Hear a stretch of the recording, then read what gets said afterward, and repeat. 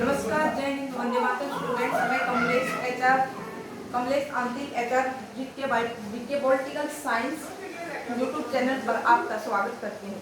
Student, हमने जो है पॉलिटिकल साइंस के अंदर अपने जो संविधान के भाग 3 थे वो हमने कंप्लीट कर लिए हैं। उनके अंदर जितने अनुच्छेद थे उन सब का हम वर्णन कर चुके हैं। आज का जो टॉपिक होगा वो होगा नीति निर्देशक सिद्धांत या फिर डीपीएसपी। हमें स्टूडेंट एक बार डीपीएसपी की फुल फॉर्म देखेंगे। डीपीएसपी की फुल फॉर्म होती है directive principle state of policy.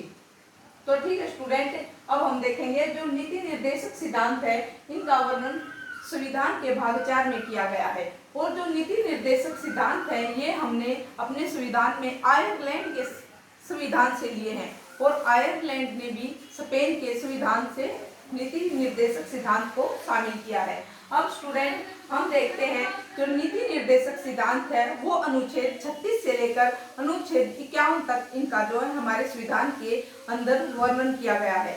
सबसे पहले है अनुच्छेद 36। अनुच्छेद 36 कहता है स्टूडेंट राज्य की परिभाषा। किसी राज्य की यदि परिभाषा दी गई है, किसी राज्य से संबंधित कोई जानकारी दी है तो वो है अनुच्छेद 36। आगे है स्टूडेंट अनुच्छेद 37 DPSP directive principle state of policy. मूल संविधान का हिस्सा है, परिवर्तनीय नहीं है। स्टूडेंट जो नीति निर्देश सिद्धांत है ये जो है इनमें परिवर्तन नहीं किया जा सकता। इनको हमारे संविधान का मूल हिस्सा माना गया है। किस अनुच्छेद में लिखा है ये बात? अनुच्छेद 37।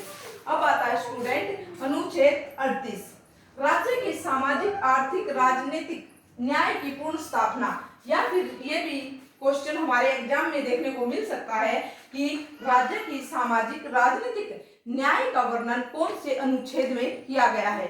वो अनुच्छेद है स्टूडेंट अनुच्छेद 38। अब आता है अनुच्छेद 39 महिला पुरुष को आजीविका का साधन प्राप्त करने का अधिकार। स्टूडेंट क्वेश्चन एग्जाम में किस तरीके से आएगा? महिला को आजीविका का साधन प्राप्त करने का अधिकार कौन से अनुच्छेद में है? वो अनुच्छेद है स्टूडेंट 39। महिला को पुरुष के समान जो है अपनी आजीविका से संबंधित साधन को प्राप्त कर सकती है। अब आता है स्टूडेंट अनुच्छेद 39 का भाग 2 समान कार्य का समान वेतन। किसी भी विभाग के अंदर किसी भी महिला को उस विभाग में कार्य कर रहे पुरुष के समान वेतन मिलेगा। यह वर्णन किस अनुच्छेद में है? यह लिखा गया स्टूडेंट 39 अनुच्छेद के भाग 2 के अंदर। अब आता है अनुच्छेद 40 ग्राम पंचायत का संगठन। एग्जाम के अंदर पूछा जाएगा कि ग्राम पंचायत से संबंधित वर्णन या किस अनुच्छेद के अंदर लिखा है? वो लिखा है स्टूडेंट अनुच्छेद 40। अनुच्छेद 41 पेंशन लोक सहायता का वर्णन। स्टूडेंट अपाहिज बुढ़ापा पेंशन आदि का जो वर्णन है वो हमारे संविधान के भाग 41 के अनुच्छेद 41 के अंदर जो है किया गया है। अनुच्छेद 42 सरकार प्रसूति सहायता करेगी। स्टूडेंट एक शब्द हमारे सामने है प्रसूति। प्रसूति का अर्थ हम समझेंगे। प्रसूति का अर्थ होता है स्टूडेंट समय समय पर केंद्र सरकार के द्वारा राज्य सरकार के द्वारा अपने नागरिकों को आर्थिक सहायता के लिए कुछ योजनाएं निकाली जाती हैं, उन योजनाओं को प्रसूति कहते हैं।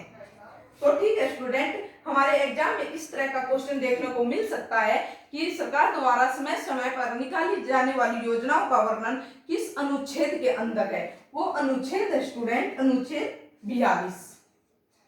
अब आता है अनुच्छेद 43 सरकार द्वारा कृषि उद्योगों में सुधार करना। अनुच्छेद 44 समान नागरिक संहिता लाने का वचन दिया। ये स्टूडेंट एक हमारा करंट का क्वेश्चन बन सकता है।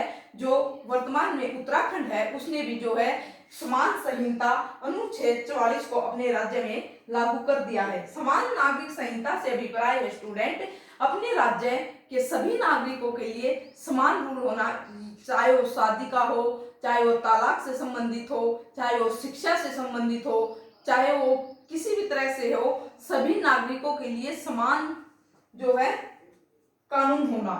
अनुच्छेद 45 10 से 14 वर्ष के बच्चों को निःशुल्क सहायता प्रदान करना। अब आता है स्टूडेंट अनुच्छेद 46 एसटी तथा एससी विशेष वर्ग को विशेष सुविधा प्रदान कौन सा अनुच्छेद करता है? अनुच्छेद 46। अनुच्छेद 47 नशीली वस्तुओं पर प्रतिबंध लगाना या बैन करना। अनुच्छेद 48 पशुओं के वध पर रोक। या फिर स्टूडेंट क्वेश्चन इस तरह से आ सकता है कि गायों या बछड़ों के वध पर रोक लगाई गई है या वध को जो है प्रतिबंध किया गया है, यह किस अनुच्छेद में है? अनुच्छेद है स्टूडेंट वो 48। वन्य जीवों की रक्षा करना। वन्य जीवों की रक्षा करना ये किस में है? 48 के भाग ए में। अब आता है अनुच्छेद 49 विशेष स्मारकों का प्रावधान। विशेष स्मारक कौन से होते हैं स्टूडेंट? जैसे हमारा ताजमहल हुआ, लाल किला हुआ, ये जो है हमारे विशेष स्मारक होते हैं। इनसे ये एक तरह से स्टूडेंट हमारे इनकम के भी सोर्स होते हैं, क्योंकि विदेश से जो है लोग आते हैं देखते हैं, जिससे हमारे जो है इनकम में भी काफी जो है इनका योगदान होता है। अनुच्छेद 50 इनकी जो है एक तरह से रक्षा करना, सुरक्षा करना हमारा जो है फर्ज बनता है। विशेष स्मारकों का विशेष प्रावधान। अनुच्छेद 49। अब आते हैं स्टूडेंट अनुच्छेद 50 की तरफ। न्यायपालिका व कार्यपालिका को अलग करना। न्यायपालिका कार्यपालिका को अलग करने से अर्थ है स्टूडेंट कि न्यायपालिका के कार्य में जो है कार्यपालिका हस्तक्षेप नहीं करेगी और कार्यपालिका के कार्य में न्यायपालिका किसी तरह का जो है हस्तक्षेप या फिर अड़चन तो हम नहीं कह सकते, किसी तरह से जो है अपने आप हिस्सेदार नहीं होगी कि भाई इस तरह का कानून बनाओ, इस तरह का ना बनाओ। ठीक है, न्यायपालिका अपना कार्य संभालेगी और कार्यपालिका अपना कार्य संभालेगी। अनुच्छेद 51 अंतरराष्ट्रीय शांति को बढ़ाना। अंतरराष्ट्रीय शांति को बढ़ाना, अपने राष्ट्र के अंदर जो है एकता को बनाए रखना, शांति को बनाए रखना, इस तरह का वर्णन भी स्टूडेंट अनुच्छेद 51 के अंदर किया है। अब स्टूडेंट मैंने जो है भाग 4 तक संविधान के कंप्लीट करवा दिए है। नेक्स्ट वीडियो में हम फंडामेंटल ड्यूटी करेंगे, मौलिक कर्तव्य करेंगे।